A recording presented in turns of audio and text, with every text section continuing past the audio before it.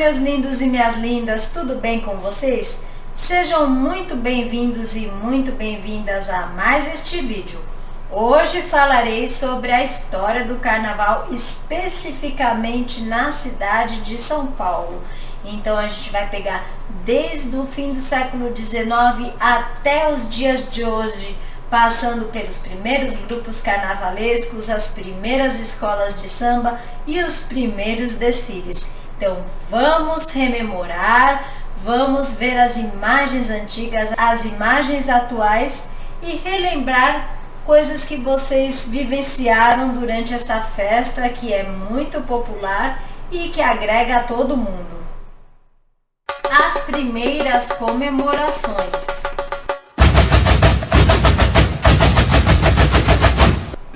O carnaval é uma das principais festas do Brasil, ocupando lugar de destaque entre diversas camadas da população e da mídia. Em São Paulo, teve sua origem ligada à manifestação do entrudo, uma brincadeira na qual os foliões atiravam água e outros líquidos entre si, existente desde o século XV. Entrudo significa 3 dias antes da quaresma. Por volta de 1870, a maneira como a população se divertia no período carnavalesco passou a apresentar mudanças decorrentes do enriquecimento proporcionado pela expansão cafeeira. Tal fato fez com que as camadas mais altas passassem a adotar um estilo de vida burguês europeu, buscando se diferenciar da população mais pobre, rompendo a homogeneidade presente nas manifestações culturais do período anterior. As brincadeiras antigas, diante das novas formas de divertimento burguesas que surgiam, foram limitadas às regiões periféricas das cidades e se transformariam em folguedos típicos das camadas populares. No festejo momesco paulista, podemos diferenciar a partir de então os chamados Grande Carnaval e Pequeno Carnaval. O primeiro correspondia ao carnaval elitizado do luxo e do brilho, também conhecido como Carnaval veneziano. O outro era aquele baseado nas tradições lúdico-religiosas portuguesas, negras e indígenas. O Grande Carnaval englobaria os préstidos, que são procissões e cortejos burgueses, passando pelos bailes de máscaras, indo das ruas aos salões e retornando ao ambiente externo com o desfile das grandes sociedades e o corso. O Pequeno Carnaval era representado pelas manifestações de rua da população mais pobre, que tinha na dança e na música os elementos centrais de suas festas, de onde surgiriam os blocos, os cordões, os ranchos e as escolas de samba, que pouco a pouco agregariam também elementos do Grande Carnaval. A formação do Carnaval popular paulistano tem como base fundamental as festas de caráter religioso profano das pequenas cidades interioranas, nas quais a população pobre se manifestava por meio de suas danças e músicas, que acabaram se tornando parte indissociável dos festejos, como na festa de Bom Jesus de Pirapora. Os primeiros líderes de grupos carnavalescos paulistanos, em sua maioria vindos do interior do estado, ao frequentarem estas festas, absorviam elementos musicais e coreográficos que seriam manifestados no Carnaval popular paulistano. Assim, a influência dos sambas rurais presentes na festa de Pirapora se refletiria na música dos cordões carnavalescos paulistanos, que por sua vez influenciariam as futuras escolas de samba da capital, atualmente as principais agremiações carnavalescas de São Paulo. O primeiro grupo carnavalesco.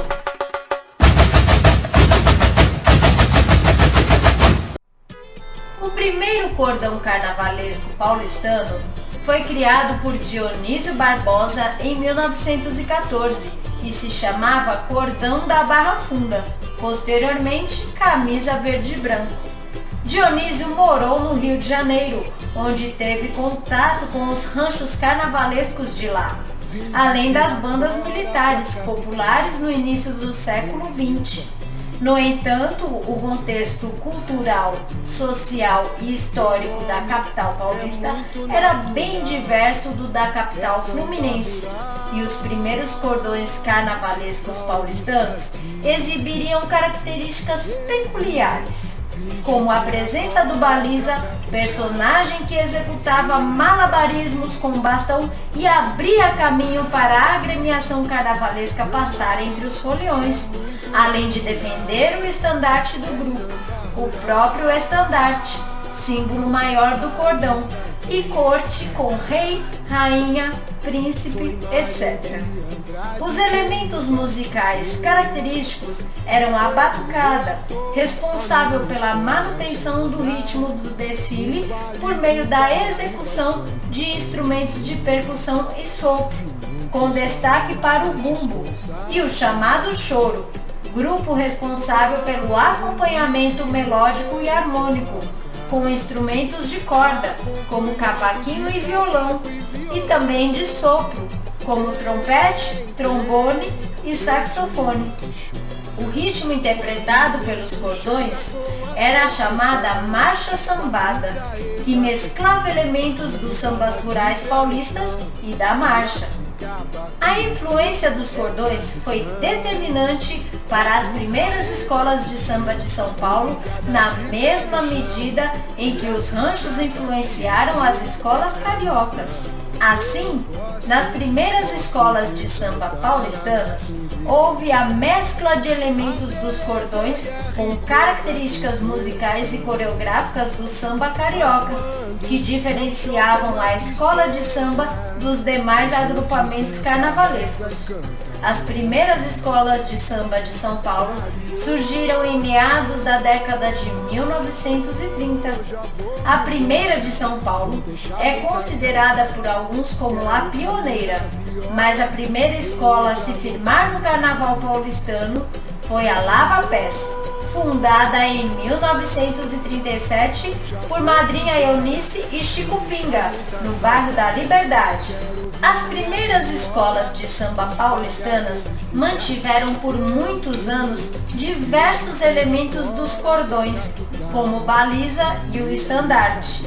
Na questão musical, embora buscassem uma aproximação com o samba carioca, a influência dos sambas rurais paulistas no ritmo dos cordões era determinante, sendo possível observar a presença do bumbo e de instrumentos de sopro nos cordões até o fim da década de 1960. As diferenças entre Rio de Janeiro e São Paulo. A instável base de sustentação sociocultural da população negra em São Paulo a partir da segunda metade do século XX e o confronto com as outras experiências culturais dificultavam a permanência de suas manifestações regionais. Essa situação se torna mais crítica na medida em que se consolidava o modelo carioca de samba e de carnaval, amparado e mantido pela indústria fonográfica e pelo rádio, que naquele momento reproduziam o projeto da identidade cultural nacional, que se compatibilizava com o modelo do samba carioca. Assim, as manifestações regionais paulistas foram se enfraquecendo na medida em que as culturas do samba e do carnaval carioca ganhavam força. Fato agravado pela rápida urbanização paulistana, que diluía essas manifestações regionais mais ligadas ao universo interiorano e rural. Embora houvesse similaridades culturais entre as manifestações negras paulistas e as cariocas, que possuíam a mesma matriz africana, facilitando sua aproximação e identificação, os elementos regionais característicos de São Paulo acabaram se perdendo e foram gradativamente substituídos por elementos típicos do Rio de Janeiro. Os primeiros investimentos no Carnaval. No fim do ano de 1967, alguns líderes carnavalescos paulistanos, com apoio do radialista Moraes Sarmento, conseguiram que o então prefeito paulistano Faria Lima oficializasse o Carnaval de São Paulo. O desfile realizado no Vale do Anhangabaú passou a ter arquibancadas e iluminação adequadas à festa, e o concurso entre os grupos deixaria de ser organizado por jornais e estabelecimentos comerciais, passando a ser também responsabilidade do poder público. O prefeito Faria Lima, carioca e simpatizante dos folguedos populares, encomendou a um carnavalesco carioca um regulamento para o concurso entre agremiações paulistanas. O radialista Evaristo de Macedo, incentivador do carnaval paulistano, foi pessoalmente à sede da Liga das Escolas de Samba do Rio de Janeiro e obteve o regulamento carnavalesco, que seria adaptado ao carnaval paulistano. Entretanto, tal regulamentação não considerou as características paulistas dos grupos carnavalescos, que tinham origem diversa daquela das escolas de samba cariocas. O novo concurso estabeleceria no Carnaval de São Paulo os padrões das escolas de samba do Rio de Janeiro, criando a urgente necessidade de adequações estruturais, estéticas, musicais e coreográficas das agremiações paulistanas ao novo modelo. A inauguração dessa nova fase marcou o fim de diversos elementos tradicionais das agremiações carnavalescas paulistanas. Foi a partir de 1968 que a Avenida São João se tornou o palco oficial do Carnaval de São Paulo. Em 1971, o desfile mudou para a Avenida Tiradentes. Em 1972, os principais cordões Vai Vai, Camisa Verde e Branco e Fio de Ouro acabaram se tornando escolas de samba. Assim, a figura do baliza seria extinta, o estandarte se transformaria em bandeira, os instrumentos de sopro deixariam de figurar nas baterias, a temática livre não seria mais permitida, dando lugar ao desenvolvimento de um enredo, e a ala das baianas se tornaria obrigatória. Se a oficialização do carnaval acabou por eliminar características inerentes ao carnaval paulistano, algumas agremiações se beneficiariam do fato, como a Escola de Samba Nenê de Vila Matilde. Essa agremiação foi criada em 1949 por um grupo de amigos da Zona Leste de São Paulo, liderados por Alberto Alves da Silva, posteriormente chamado de Seu Nenê da Vila Matilde. A Nenê foi pioneira na implementação de elementos cariocas em seus desfiles, já que o líder maior da agremiação tinha familiares na capital fluminense e contato com as principais escolas de lá. Seu Nenê admirava muito as agremiações cariocas e sempre buscou inspiração nelas. Assim, quando o regulamento do carnaval oficializado paulistano forçou as agremiações a se adaptarem à nova realidade dos concursos carnavalescos, a Escola de Samba Nenê de Vila Matilde saiu na frente, pois já possuía diversos elementos cariocas, como ala de baianas, mestre-sala e porta-bandeira e um ritmo mais próximo do samba típico do Rio de Janeiro. Em 1977, o desfile passou a ser no Sambódromo do Anhembi, na zona norte da cidade. a retomada do carnaval de rua e o manifesto carnavalista.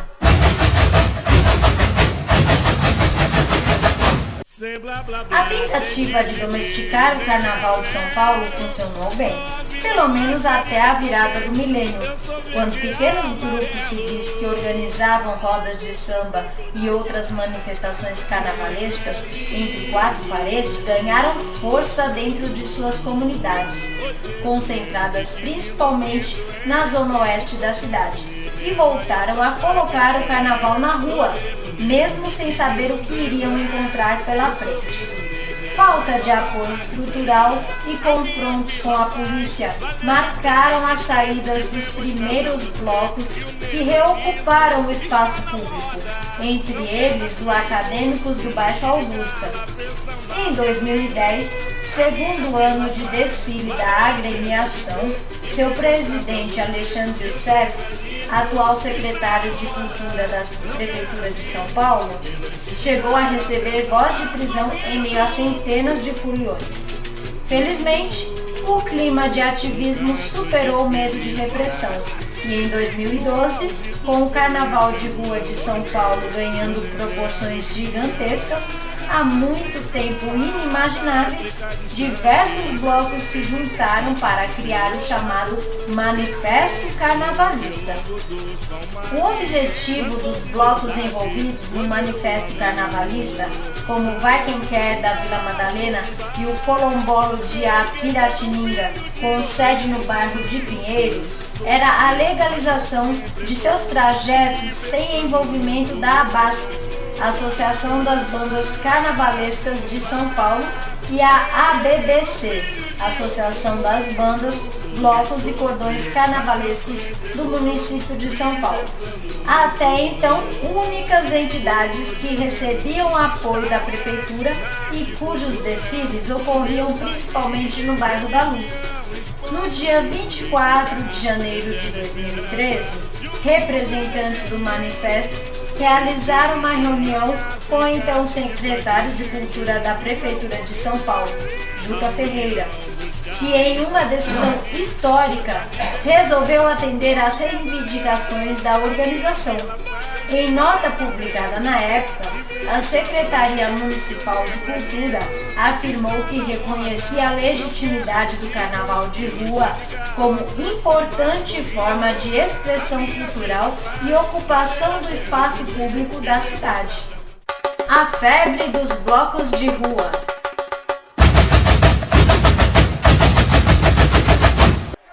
Desde que o carnaval de rua em São Paulo foi regularizado, centenas de blocos já surgiram sob as novas diretrizes. Em 2019, o carnaval de rua da cidade de São Paulo se tornou o maior do país em número de pessoas. De acordo com dados oficiais da CEPTURES, a folia da cidade contou com 14 milhões de participantes. Em 2020, foi o maior da história da cidade de São Paulo. O total de público entre os dias 14 de fevereiro e 1º de março foi de 15 milhões de pessoas. De acordo com a Secretaria Municipal de Cultura de São Paulo, foram 575 blocos de rua e 615 desfiles, com ritmos variados como samba, axé, funk, pagode e paródias, além das tradicionais marchinhas do período governado pelo Rei Momo. Espero que vocês tenham gostado da nossa trajetória na história carnavalesca da cidade de São Paulo. Muitas transformações, muitas mudanças em locais de desfile, não é verdade? E o crescimento do carnaval de rua com os blocos. Olha quanta coisa aconteceu em mais de 100 anos e ainda há muito o que acontecer, não é mesmo? Aproveitem para compartilhar, dividir esse vídeo com os seus familiares, seus amigos, pessoas mais novas que não fazem ideia da história, de tudo que já aconteceu em relação ao carnaval. Então compartilhem, divulguem bastante para que mais pessoas tenham acesso e saibam um pouco mais sobre a sua própria história. Deixo um grande beijo para vocês e até a próxima!